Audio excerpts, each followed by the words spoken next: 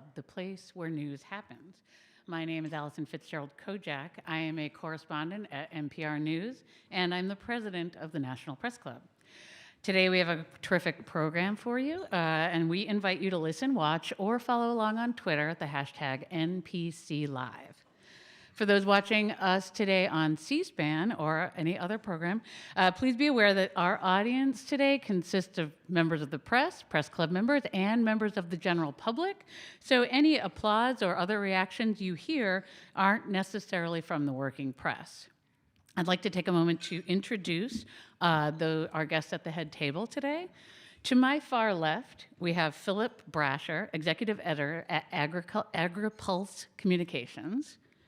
Eva McKen, Congressional Correspondent at Spectrum News. Rod Kukrow, a reporter at E&E News. Ryan Jackson, the EPA Chief of Staff and a guest of our speaker. Skipping over the podium, we have Lori Russo, President of Stanton Communications and the co-chair of the NPC Headliners team. Skipping over our speaker for a moment, we have Jennifer Delohe, Energy and Environmental Policy Reporter at Bloomberg News. Kevin Wensing, he's a retired U.S. Navy captain, chair at FCA America, and the NPC member who organized today's luncheon. Thank you, Kevin. And finally, Jan Jekielek, senior editor at the Epoch Times and the host of American Thought Leaders. I also want to acknowledge some additional members of the National Press Club who helped organize this luncheon. Donna Lanwan-Leger is the other co-headliners team leader. We have the Press Club staff liaison, Lindsay Underwood, Chef Susan Delbert, who prepared your meal, and NPC Executive Director, Bill McCarran. Thank you all.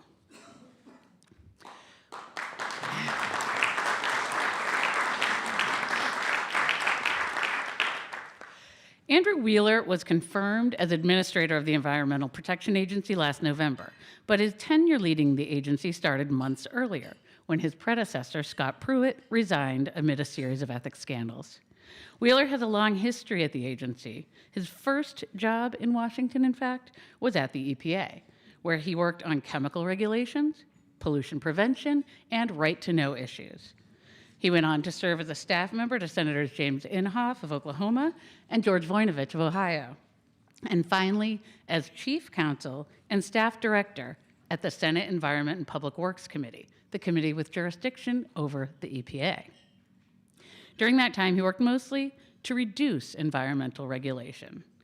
He left Capitol Hill in 2009 and headed to K Street, where he served as a lobbyist, and one of his biggest clients was the coal company Murray Energy. Mr. Wheeler returned to EPA last year when President Trump nominated him to become deputy administrator, and then took over when Mr. Wheeler left.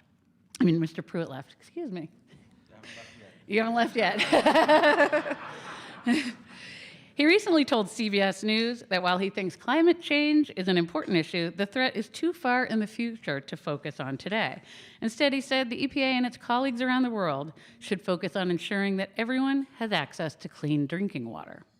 I'm sure we'll have lots to talk about this afternoon, so please join me in giving a warm National Press Club welcome to EPA Administrator Andrew Wheeler.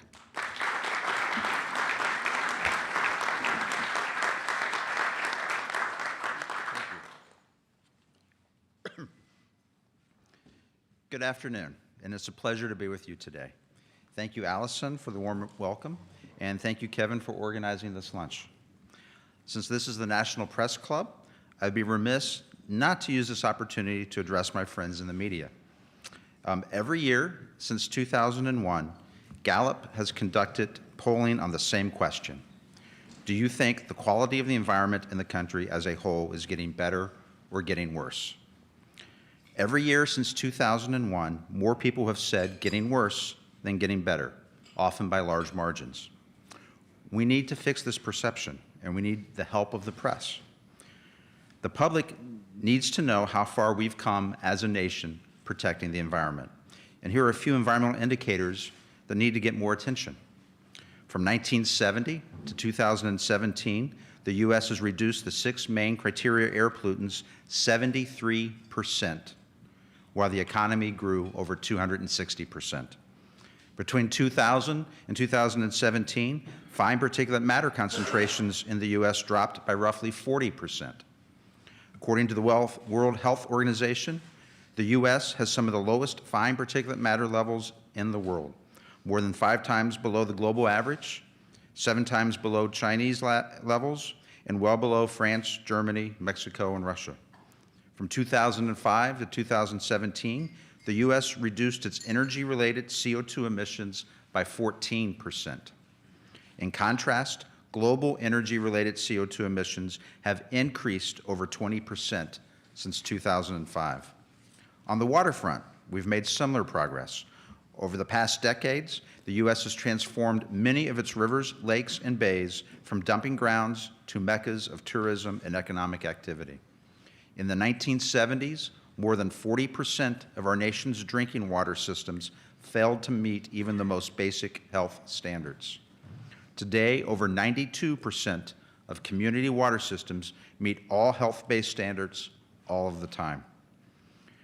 I could go on with more stats and more evidence of our nation's progress, but my purpose in doing this is not to minimize the environmental challenges or threats that we face today. The press actually reminds me of that on a regular basis. But the media does a disservice to the American public and sound policymaking by not informing the public of the progress that this nation has made. This progress is the result of many people across the country, state and local governments, citizen groups, businesses, and even the media. But just as important are the career employees of the EPA. Next year, we will celebrate our 50th anniversary. Political leadership comes and goes at the agency, but the career employees of the EPA have been on the job for almost 50 years. Pollution is on the decline. My focus now is to accelerate its decline, particularly in the most at-risk communities. We recognize that environmental and public health issues disproportionately impact low-income and minority communities. These are the communities most likely to live near hazardous sites or suffer from outdated infrastructure. These are the Americans that deserve our full and immediate attention. That is the lens through which President Trump shaped his agenda, and that is the lens through which we have shaped ours. There may be no better example than our renewed focus on the Superfund program, the federal program responsible for cleaning up some of the nation's largest hazardous sites. In the past, it wasn't unusual for a site to sit on the Superfund national priorities list for decades. The West Lake landfill in Missouri, home to radioactive waste from the Manhattan Project, has been on the MPL list for nearly 2 decades. At the end of last year, we approved the plan to finally clean up that site. We believe that a site on the national priorities list should be just that, a national priority. We recognize how important it is to get these sites cleaned up and returned to safe, productive use. In fiscal year 2018, EPA deleted all or part of 22 sites from the national priorities list, the largest number of deletions in 1 year since fiscal year 2005. We are in the process of cleaning up some of the nation's largest, most complex sites and returning them to productive use. By prioritizing the Superfund program, we are prioritizing the health and well-being of the communities that live near these sites. We're taking the same approach with our Brownfields program, which provides grants and technical assistance to help communities clean up contaminated properties. Later this week, we will announce nearly $65 million in Brownfields grants to 149 communities across the country. We are targeting these funds to areas that need them the most. 19% of the selected recipients are in urban areas, while 81% are in non-urban areas with populations of 100,000 or less. Overall, 40% of the grants will go to the smallest of communities with populations below 10,000. In addition, 40% of the selected communities are receiving Brownfields funding for the first time ever. This means that we are reaching areas that may have been previously neglected. We've also made it a priority to prioritize opportunity zones.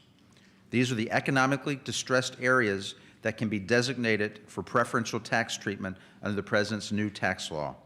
We are awarding brownfields grants and opportunity zones from Detroit to Huntington, West Virginia, to Belfast, Maine, just to name a few. I hope the press will help us tell this story. The purpose of the Brownfields program is much more than just revitalizing individual properties. Its purpose is to be a catalyst that will spark an economic revival in forgotten and struggling communities. Attention from the press will amplify our efforts and drive more investments into these neglected areas. This same mindset is carried over into our regulatory approach.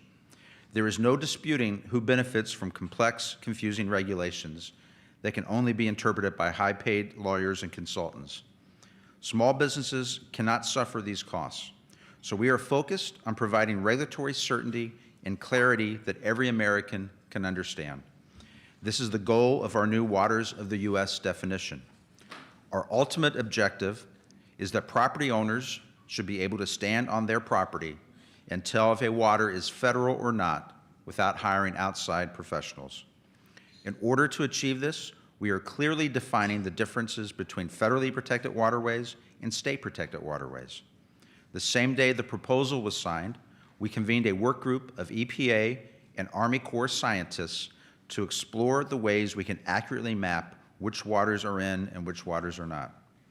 Finally, we are providing the certainty the American public needs in a manner that will be upheld by the courts. That is why we are closely following the language of the Clean Water Act and the relevant Supreme Court decisions. Right now, because of litigation, the 2015 rule is in effect in 22 states, while the previous regulations issued in the 1980s are in effect in the remaining 28 states. Our proposal would end this confusing patchwork and establish national consistency. Just as we are concerned about the clarity and quality of our rulemakings, we're also concerned with the intent and the impact. Our role within the executive branch is to implement the law and create a fair and level playing field. That is the motivation behind our new Affordable Clean Energy Rule, or ACE, which we intend to finalize this month. I've been accused of rolling back the Clean Power Plan, but you can't roll back something that never went into effect. 27 states challenged it, and the Supreme Court intervened and issued an historic stay. The CPP would have asked low and middle-income Americans to bear the cost of the previous administration's climate plan. Our analysis, or one analysis, projected double-digit electricity price increases in 40 states. Rising energy prices hurt low and middle-income Americans the most, particularly senior citizens and minorities. Our ACE proposal would adhere to the four corners of the Clean Air Act and allow the states to establish standards of performance that meet EPA's emissions guidelines. This will give states and the private sector the regulatory certainty they need to invest in new technologies and continue to provide affordable and reliable energy. When ACE is fully implemented, it would reduce U.S. power sector CO2 emissions by 34% below 2005 levels. We're applying the same approach to vehicle standards through our proposed Safe, Affordable, Fuel-Efficient Vehicles Rule, or SAFE Rule. It's no secret that the previous administration's approach focused almost exclusively on energy efficiency and carbon dioxide reductions. We do not believe this is the right approach, right for public safety or the environment. And here's why. The average age of vehicles on the road today is at a record high of 12 years. In 1990, the average age was 8 years. The lack of fleet turnover creates a host of problems. Research shows that passengers are more likely to be killed in older vehicles compared to newer ones. And we know that older vehicles are less efficient and pollute more. So our approach is to achieve multiple policy goals by locking in emission reductions and getting older vehicles off the road, which will save lives and improve air quality. Compared to keeping the 2012 standards in place, the preferred option in our proposal would reduce the cost of owning a new car by more than $2,300. These savings would help Americans purchase newer cars and trucks, and thereby improving the environment and saving lives. We believe this approach is better for the entire country, for all 50 states, as opposed to the previous administration's approach, which sought to incentivize certain kinds of technologies that are limited to a wealthy subset of the population and affluent areas with the infrastructure to support them. A study by the Department of Transportation found that about 2/3 of households with battery electric or plug-in hybrid electric vehicles have incomes higher than $100,000. And according to a report from the University of California, Berkeley's Energy Institute, the top income quintile that has received about 90% of all electric vehicle tax credits. Vehicle standards should not be used to play favorites. Our job at EPA is to level the playing field and look out for the health and safety of all Americans, not just those that can afford electric cars. On the vehicle front, we're also moving forward with a new proposal to help areas around the country, particularly urban centers, reduce air pollution from mobile sources. This will help areas in non-attainment reach attainment, which alleviates the regulatory burdens and brings back jobs and opportunity. The new proposal is our Cleaner Trucks Initiative. Since 2000, nitrogen oxide NOx emissions in the U.S. have been reduced by 52%. However, it is estimated that heavy-duty trucks will be responsible for 1/3 of all NOx emissions from transportation by 2025. And it's been nearly 20 years since EPA last set NOx emission standards for heavy-duty trucks. By working closely with states and the private sector, we will reduce NOx emissions from heavy-duty trucks, which is not required by statute or by court order, but it makes sense to do and will help more areas of our country reach attainment. We intend to issue our cleaner truck proposal at the beginning of next year. The final example of our new regulatory mindset that I'd like to share is our forthcoming lead and copper rule. It's been more than 2 decades since the lead and copper rule was updated. We are committed to getting it done this year, and we are committed to getting it done right. When I was briefed by my staff on our progress last fall, I told them that I was very concerned that the last mile of lead surface lines that are replaced are not the most corrosive in our country. It is estimated to take 20 to 30 years to replace all of our lead surface lines across the entire country. I was worried that we would end up replacing pipes in affluent neighborhoods first, leaving low-income communities till the end. These communities can't afford to wait the 10 or 20 years to have their pipes replaced. So I directed our team to ensure that we are addressing the most corrosive pipes in the most at-risk communities first. They're currently working on mapping where all the lead and copper pipes across the country are located, and when we roll out our proposed rule, we'll be able to focus our work on the most impacted areas of the country. I could go on with more examples. Our permitting reforms will ensure that all businesses can navigate the permitting process and not wait years for decisions. On the international front, we're elevating the focus on water issues, from infrastructure to marine litter to clean drinking water. According to the United Nations, 1,000 children die every day from a lack of potable drinking water and proper sanitation. To me, that is a crisis, and it's a crisis that we know how to solve. Across the board, we have realigned and refocused our efforts on the most in need. As the President has said, the forgotten men and women are forgotten no longer. Before I conclude, I can't pass up the opportunity for one final note to the press. You may think that I ignore our press clippings, but I don't. I read them every day. And I've noticed 5 things, well, I really only have time for 5, that some of the press consistently gets wrong about the administration and this EPA in particular. 1, that the environment is getting worse. I already addressed this earlier. We've made tremendous progress since the 1970s, and that needs to be noted more often. 2, that I was a former coal lobbyist. I was actually an energy and environmental lobbyist. I represented dozens of companies, including a solar company, nuclear, and including an air quality management agency in California. 3, that we are rolling back regulations like CPP or MATS. CPP was never implemented, so it can't be rolled back, and MATS was completely implemented, so we can't roll that back either. What we're doing on MATS is addressing the underlying assumptions and calculations that the Supreme Court asked us to look into. 4, that meeting with the regulated community runs counter to environmental protection. How can we be effective regulators if we never talk to or meet with the people that we regulate? And here's another untold truth. The quickest way to correct an environmental harm is to often help the violator ensure a return to compliance. Long, drawn-out enforcement disputes help no one, including the environment. And finally, number 5, that there's an ongoing war or feud between the EPA political and career staff. That's just not true. I started my career, as Allison said, as a career employee at the agency. We're getting ready to celebrate our 50th anniversary next year. We still have 10 employees that started with the agency 49 years ago. I'm not going to give their names today, as I've told them all that they have to wait one more year before I publicly recognize them, but I hope all 10 of them stay with the agency, and we have a long, dedicated history of dedicated career employees at the agency. On that note, I'll be happy to take your questions. I'll take some of them with me, might answer a few of them here. Thank you for your time, thank you for your attention, and thank you for the opportunity to address the Press Club. Thank you very much.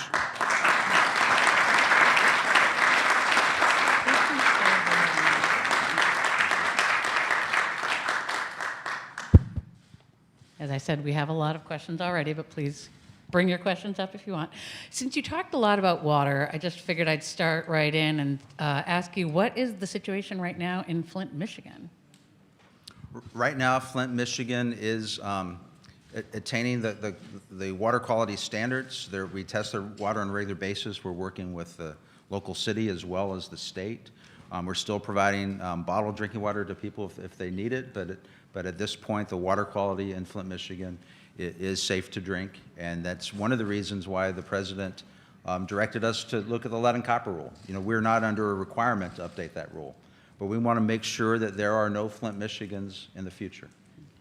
You talked a little bit about auto emissions standards, and I just want to make sure I understood what you were saying. You were essentially saying that increasing emission standards increase the cost of a vehicle, so thereby not increasing them makes people more likely to buy a new car, and that will overall reduce? Yes, you know, a lot of people don't realize that the automobile manufacturers are not currently meeting the standards today or last year even, and they have paid penalties to the government for failure to meet the standards. They do it in the way they do. Very few companies actually meet the standards. Some of them do it by trading. Some of them do it by other programs such as reducing air conditioning emissions in the cars. But a number of companies are paying fines to the federal government every year, and that is expected to reach by the end of the Obama original proposal by 2025 up to $1 billion a year in fines paid to the federal government. That's money that is then passed back on to the consumers when they buy their cars. So I have a question here. It says, this administration has rejected climate change issues and impacts at almost every turn and action. Do you think climate issues should play a larger role in your agency's actions? We are addressing climate change. The reason we're doing the ACE regulation, which will reduce CO2 emissions from the electric power sector by 34% by 2005 levels, is because we are moving forward to address climate change. So no, we are addressing it. We're looking at methane.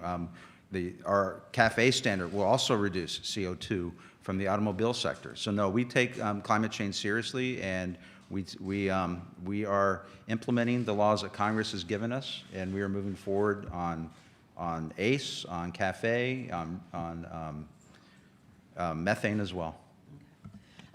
During your deputy director confirmation hearing, you said, quote, "I believe that man has an impact on climate, but what's not entirely understood is what the impact is." Since you have been at the EPA, has your understanding of man's impact changed or improved? That one's typed out, so that's somebody who was prepared. We got some early. You know, I continue to have briefings from our career scientists at the agency on climate change, as well as a number of other issues on a regular basis.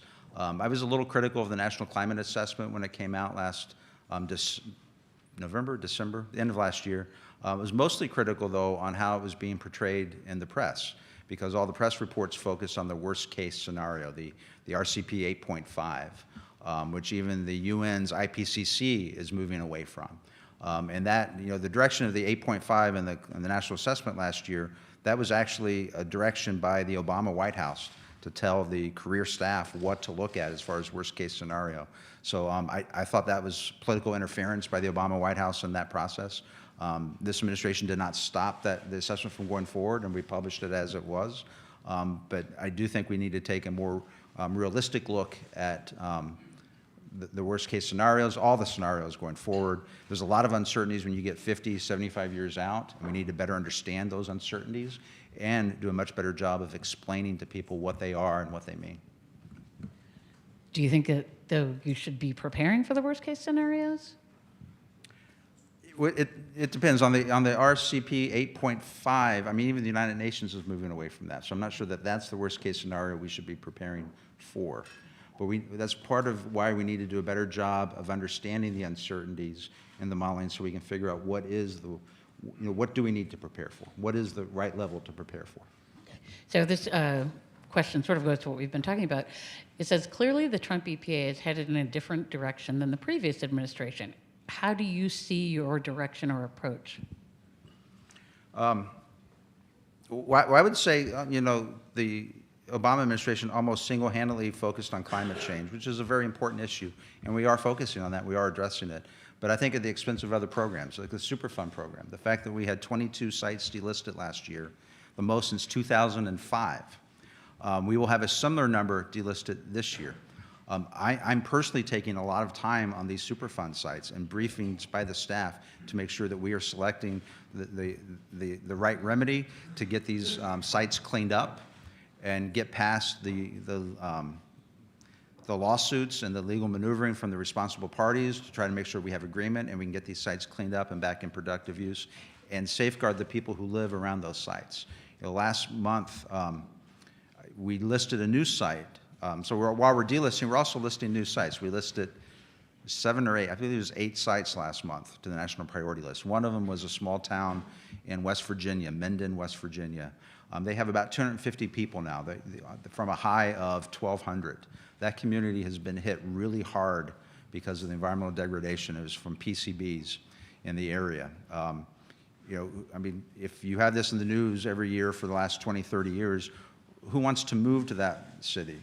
And the people who live there now, who would they sell their houses to if they wanted to leave? We owe it to that community, even though there's only 250 people who live there, and communities like that around the country, to get those sites cleaned up and to give them the focus and the attention that they need. There's a lot of forgotten communities like that all across the country.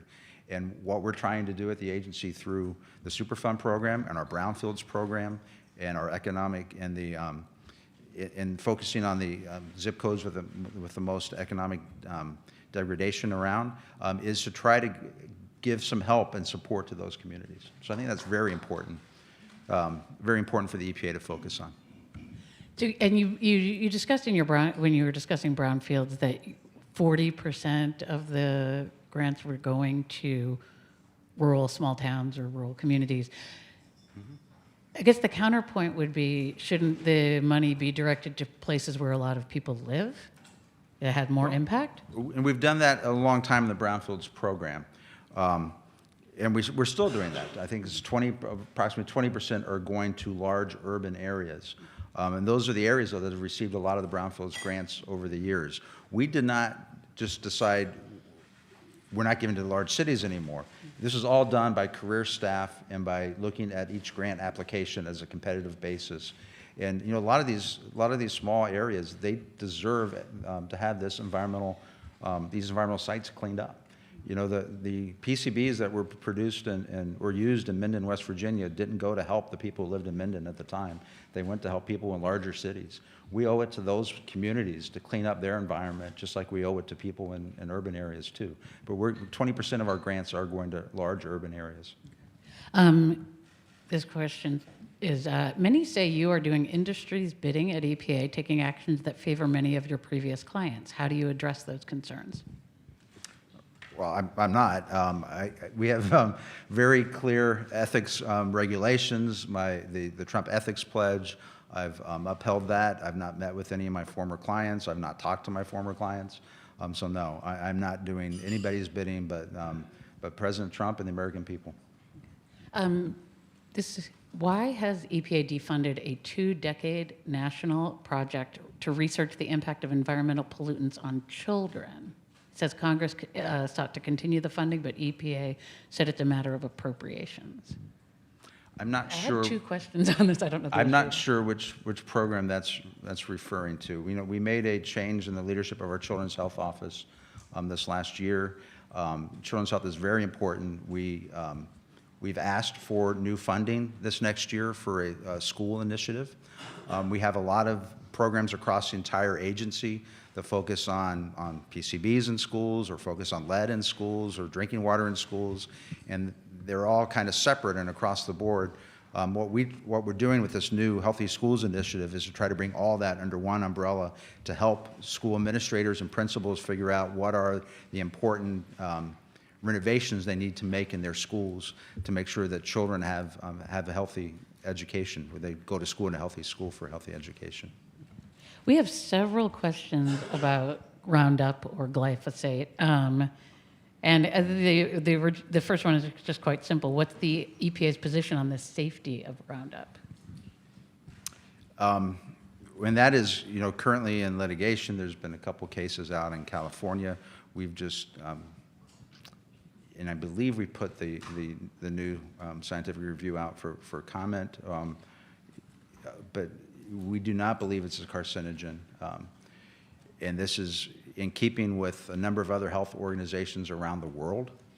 And it was a long-term study started at the agency before I got there by their career scientists of the agency. Okay, so that goes against what the World Health Organization recently said, which is that it's a probable carcinogen? Yes, the World Health Organization is the only, I believe, international body that's said that. This has been looked at by a number of regulatory agencies around the world. And we're in line and in keeping with where other regulatory bodies are. Okay. This person asks, have you visited any frontline communities in the last year? And if so, what did you see and what policies are moving forward for them to help them be protected? I think this is a question related to pesticides and chemicals. I've visited with a lot of farming communities around the country since I've been on the job. I've also visited a number of Superfund sites around the country. During my first year, I focused on getting out to all of our EPA regions. We have 10 regions around the country. I do all hands meetings in our regions, and I take questions from our career employees until they're out of questions. So I'm trying to meet with as many communities around the country and to find out what is bothering them. I was in Minden, West Virginia last month. Did a community meeting and took a lot of questions and stayed after to answer more questions from the people who live in that community. And what is worrying them? Well, they're worried about the state of their community and what may or may not be causing the health impacts that they see. And we're moving forward with health screening, and we're working in partnership with ATSDR to screen the people who live there. I was up in New York visiting a Superfund site, in New Jersey, and I'm also going out to a lot of the water bodies. We need to make sure that we're protecting our large water bodies. I was up in Michigan with some of the local environmental groups, seeing what they do to help with wetlands restoration.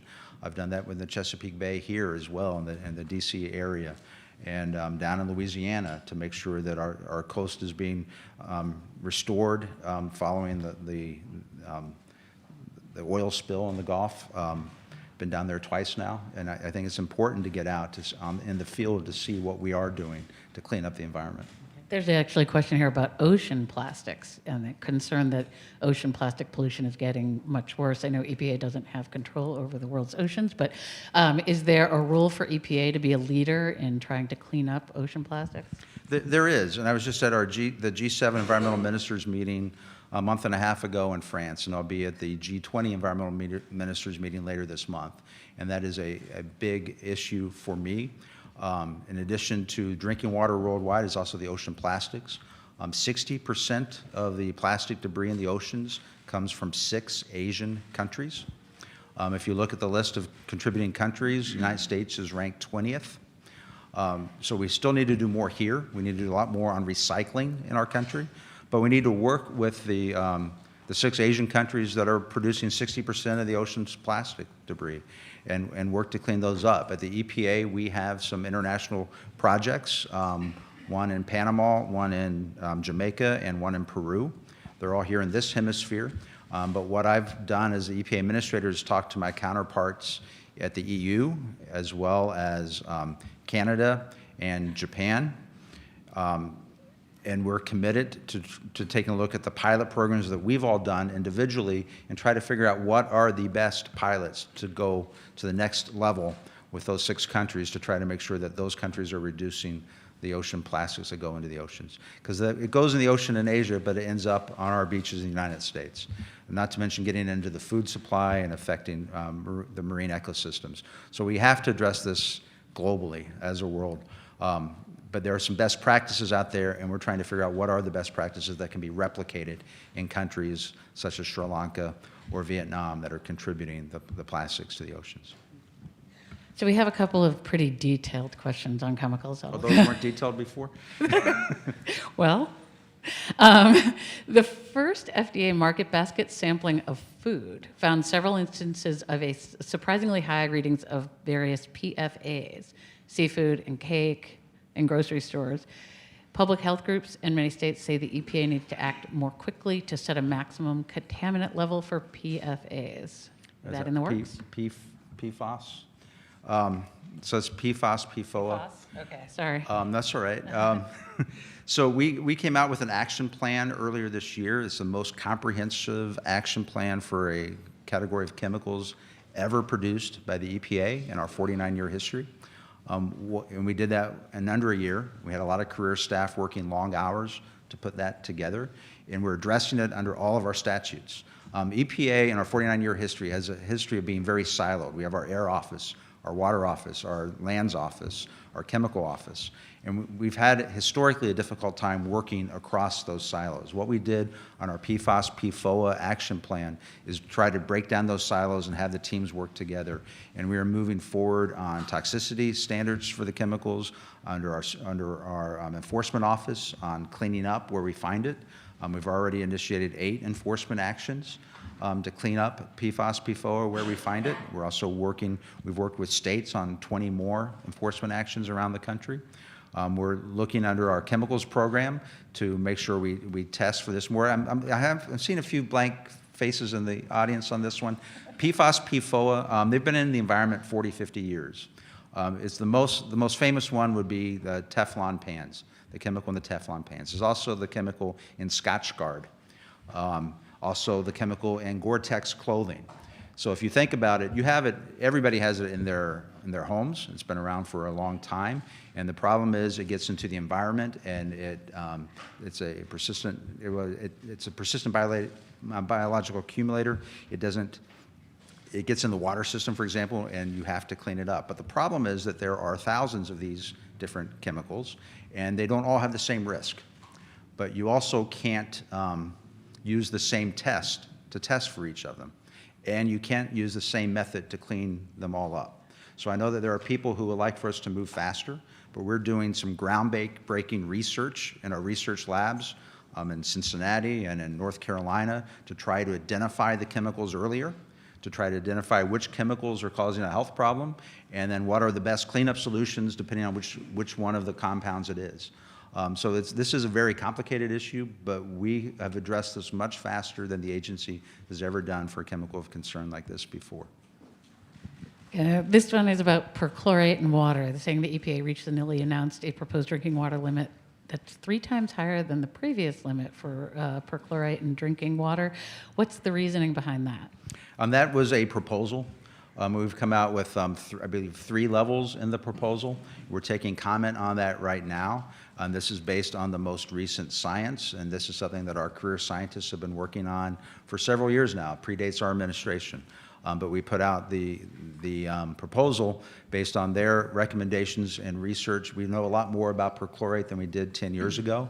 It's much more isolated than we thought it was, which is a problem in California. California has a standard in place, and part of the proposal is try to figure out where else is it a problem. Before you go forward with a drinking water standard that would require every drinking water system in the country to test for something. If it's unlikely to be in those water systems, you have to ask whether or not it's right to require everybody to test for it. If we know where the perchlorate was used and where it's found, we can focus our cleanup efforts in those areas. So we're taking comment on all of this. We haven't reached any conclusions yet, and I encourage anybody who's interested or concerned about perchlorate to please read the proposal. It's out for public comment in the Federal Register, and send us your thoughts on it. I think you may have addressed this in your prepared remarks, but do you see a role for the federal government, not just EPA, to support auto industry transition to electrification? Sure, but I don't think it's the EPA's responsibility to decide that we're going to move to electric vehicles. I think as long as we have a level playing field where manufacturers are able to produce the cars that people want to purchase, then that's what we need to do. It's not, the EPA doesn't, and I think it would be a misuse of our regulatory authority if we decided what everybody should or should not purchase going forward. We have to have standards in place for all types of transportation, but standards that would be applied to all types of vehicles. And you know, it's important to remember there's been some criticism that our standards would stop innovation. I just don't believe that. I think our automobile industry is incredibly innovative, and they're going to continue to produce automobiles and cars and trucks that people want to purchase. It's not the EPA's job to try to determine what people are going to want to purchase 5 or 10 years from now. It's our job to set the standards and allow the marketplace to work. But just to clarify, the standards weren't specifically for electric vehicles, they were for emissions, right? Right. So they would have but been for the the same Obama standard regulations, the only way they could have complied with the standards would be to have 50% EVs by 2025. And you don't have to say you have to have an electric vehicle, but if you set a standard that only electric vehicles can meet, then you're de facto saying it has to be an electric vehicle. Do you see a role for EPA in the development of carbon capture and sequestration technology? And how important is that for achieving climate goals? Well, I think it's very important for achieving climate goals. I think the Department of Energy is pretty much taking the lead on funding research for carbon capture and sequestration. I think the important thing would be to make sure that once that technology is commercial and is able to be used across the country, that we have the regulatory process and system in place to allow its use. But as far as research, we do some research in the climate area, of course, but our research is more at the other end of the process, not the energy technology side, which is more of a Department of Energy function. This questioner says, the EPA has plans to change the way air pollution-related mortality is calculated, a move that a recent New York Times article says would result in fewer predicted deaths from pollution and make it easier for the administration to roll back the Clean Power Act. Why is EPA changing the way it calculates the health risks of air pollution? Well, a couple things. I think, first of all, as I said in my remarks, that we're not rolling back the Clean Power Plan. Supreme Court issued a stay before it was ever in effect. You can't roll back something that never took effect. But what we're doing, I think this is probably what the questioner is getting to, is how co-benefits are calculated. And we had the MATS decision, this is the mercury emissions, that the Supreme Court found fault with the previous administration on the way they calculated cost-benefit analysis under the Clean Air Act. Our MATS proposal that we put out last year does change the way we calculate co-benefits. You know, the important thing to remember on the mercury regulation was that 99% of the benefits from that regulation, this is a regulation that's supposed to reduce mercury from power plants, 99% of the benefits actually were attributed to particulate matter. We already have particulate matter regulations in place. We have particulate matter regulations that are set to public health numbers. And the mercury, because they couldn't justify the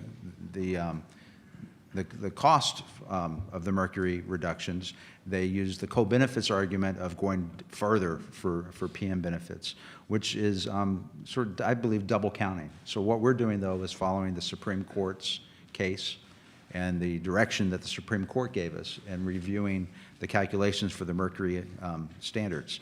But I do want to assure everybody and everybody listening that, you know, we do not believe the mercury reductions will be compromised at all by our look, because we did both the cost-benefit analysis for the mercury reductions as well as the technology review, which is required under the Clean Air Act. And under the technology review, we determined that the equipment that has already been installed, is already reducing the mercury, needs to remain in place. So we do not expect any increase in mercury emissions at all. What we're doing under this proposed for mercury is follow the Supreme Court's dictate to us on how we calculate cost-benefit analysis. We had a couple of questions about the coal industry. basically, I have two here. One person says that the president really ran on trying to save the coal industry and save coal jobs. And even though the industry seems to be shrinking all on its own because of market forces, is EPA and other parts of the administration artificially propping up the industry, and should it be? No, I don't think we're artificially propping up the industry at all. If I could answer it this way, again, the Obama administration's Clean Power Plan, or CPP, basically declared war on the coal industry, and they went after one industry in particular. And the Clean Power Plan did not follow the Clean Air Act, which is why I believe the Supreme Court issued their historic stay. What I believe the Obama administration neglected in their rationale and thinking is the fact that worldwide coal electricity has not yet peaked. China, Indonesia, India continue to build new coal-fired power plants. Clean coal technology is developed here in the United States. What the Clean Power Plan did was basically take the U.S. clean coal technology industry offline. If we don't develop the technologies here, they won't get developed. There is more mercury deposited in the United States from Asian power plants than all of the U.S. power plants. Mercury is something that goes up into the atmosphere, travels around the world. We're getting our mercury emissions deposited in the United States from the Asian power plants. If you take the coal sector out of commission in the United States, you take the development of cleaner coal technologies from ever being developed. And those technologies are then exported to other countries. I think that's a disservice to the environment, disservice to our country, and it's outside of the regulatory power of the agency to try to dictate what type of fuels would be used, which is what the Obama Clean Power Plan did. What our proposal, the ACE proposal, which will go final this month, creates a level playing field. We're not dictating what percent of electricity should come from coal. Right now, we're about 28, 29% coal dependent. We used to be about 55 to 60%. It's probably going to go down a little bit from where it is today. But the important thing is, by the Obama administration's actions, it would have taken the development of new clean coal technologies off the table. And no other country would do that, you're saying? Not really. We develop the clean coal technologies. We develop the cleaner technologies and export those worldwide. Our methane emissions, we have doubled the amount of natural gas, LNG, produced since 2000, and our methane emissions have decreased 15%. Other countries, such as Russia, who are developing their natural gas, they're not reducing their methane to the extent that we are here. We're doing it because of clean technologies that are being developed by the regulated community. Something that the regulated community gets, the natural gas producers get, that I don't think the Sierra Club does, is the fact that methane is the product. If they're leaking methane, then they're leaking their product. By working cooperatively with the regulated industry, we've gotten methane emissions down 15%. At the same time, doubling our production. They're not doing that in Russia. They're not doing that in other countries. And we produce our coal cleaner than most other countries. We produce our natural gas cleaner than other countries. And we produce our oil cleaner than other countries. So it's not just when the United States exports our energy, we don't just export our energy. We also export our clean technologies.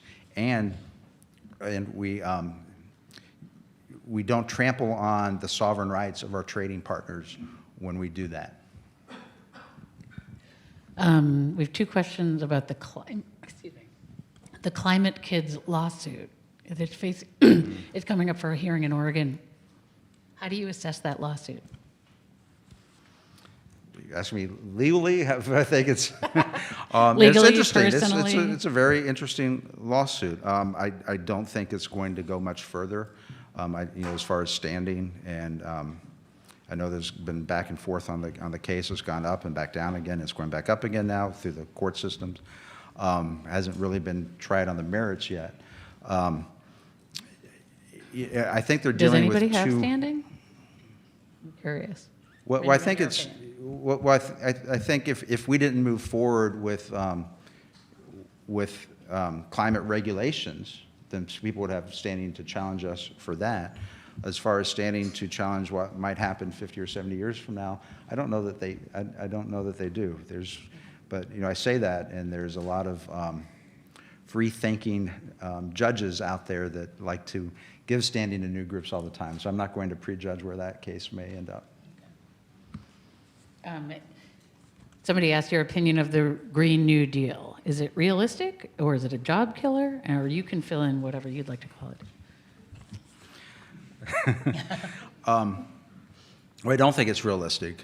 And, just to keep my EPA hat on, we are a public health and environment agency.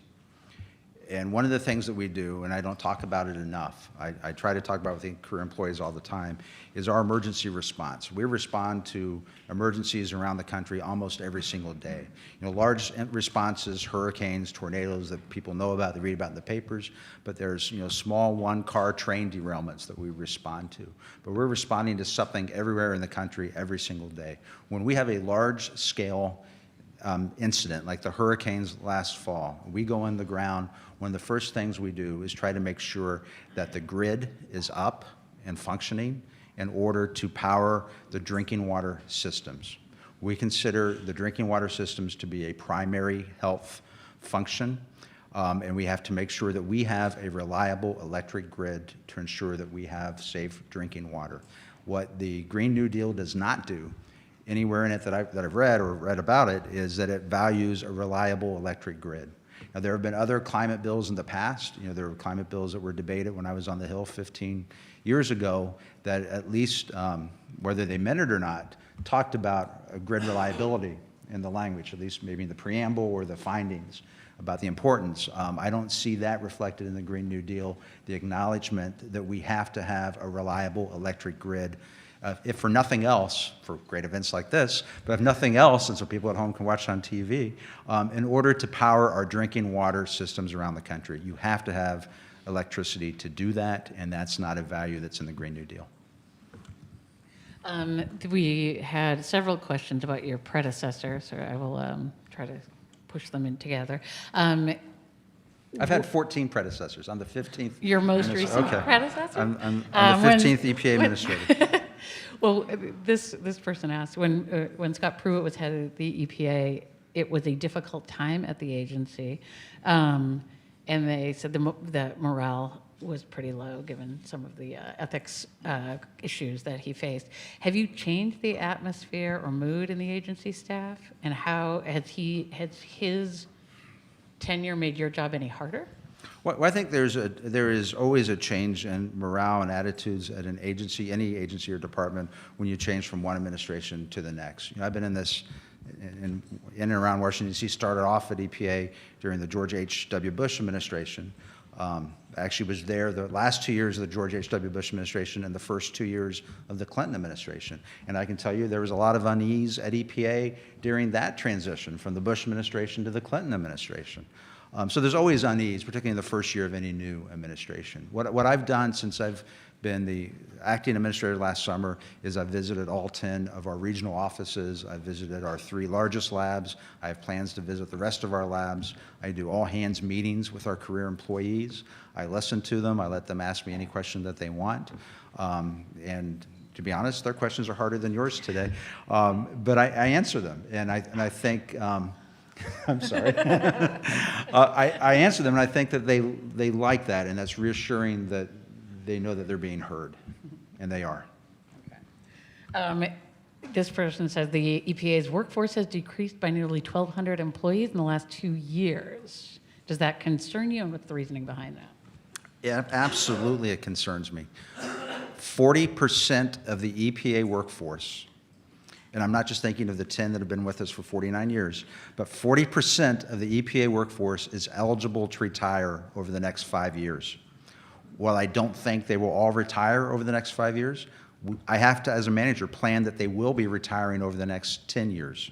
We went several years without a head of our Human Resources Office. We just hired a new head of our Human Resources Office, and I think she started in February.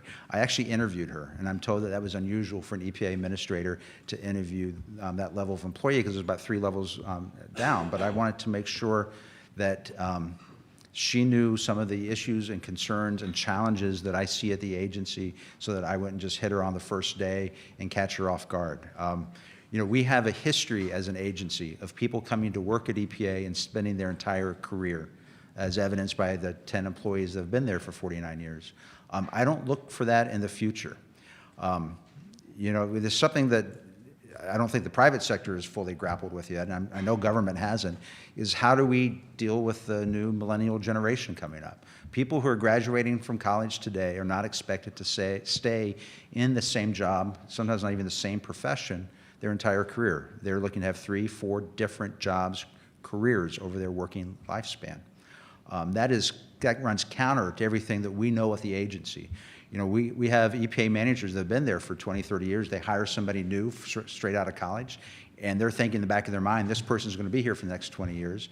And that person may be thinking, I'm going to be here for 3 to 5 years. And we've got to figure out a way of attracting more people and then retaining them. And another thing that the government does not do as well as the private sector is on transitioning when people do retire or leave the agency to make sure that there is somebody else trained to take over for them. Oftentimes we let somebody leave before we even advertise their job, so there is no trade-off of historic information, institutional knowledge before somebody leaves the agency. That is a problem, and that does have my personal attention, and I consider it a human capital crisis at the agency right now. Just one more question on management of the agency. You were acting administrator for several months.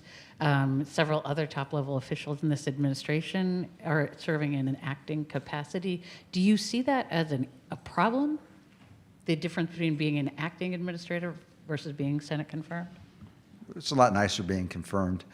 And I certainly enjoy being confirmed. You know, I've been confirmed twice. I was confirmed as the deputy administrator and then confirmed again as the 15th administrator. I mean, it's an unavoidable problem. I think the confirmation process has gotten incredibly politicized, and it's almost dysfunctional. I appreciate Leader McConnell moving forward to try to get nominees cleared faster. I mean, it's the first year, 2017. You know, Scott Pruitt was confirmed in February, March of 2017. The second EPA the second EPA person confirmed was not confirmed until November. That has never happened before the agency. We usually have 4 or 5 people confirmed in the first couple of months of a new administration. So our administration went the first year at EPA with only 1 Senate confirmed person. That's a huge problem. The head of our emergency response office has been awaiting confirmation now for over 500 days. You know, this is the person in charge of the office that responds when there's a tornado or a flood or a hurricane, and it's a shame. It's almost a crisis that we don't have that person confirmed yet. When there is an emergency anywhere in the country and that person's not on the job to go out there and respond, and that is he's been held up by the Senate Democrats since last year, and that's a real problem. Well, we are almost out of time, so before I ask my last question, I'd like to just bring to your attention some upcoming events. On June 19th, we have a newsmaker with House Intelligence Committee Chairman Adam Schiff, and on June 24th, we have another luncheon with the U.S. Army Secretary Mark Esper. So please come on back to the Press Club for that. And for you, Administrator Wheeler, we have the highly coveted gift, which I believe falls under ethics I have to rule. make sure. I'm going to give it to my chief of staff until we have it cleared by ethics. Okay, and finally, we have the question. Forbes magazine recently reported that the Department of Energy has rebranded fossil fuels as molecules of freedom. Will EPA follow suit? We don't brand energy like that. We try to level the playing field and not be energy specific. So that's within the Department of Energy. Okay, so we won't be seeing a memo. I have no memos planned at this point on that topic. Thank you very much for being here, Administrator.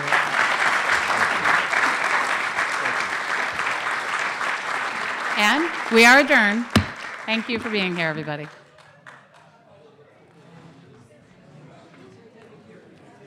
Is that real? I've never heard that. I saw jokes about it all over Twitter, and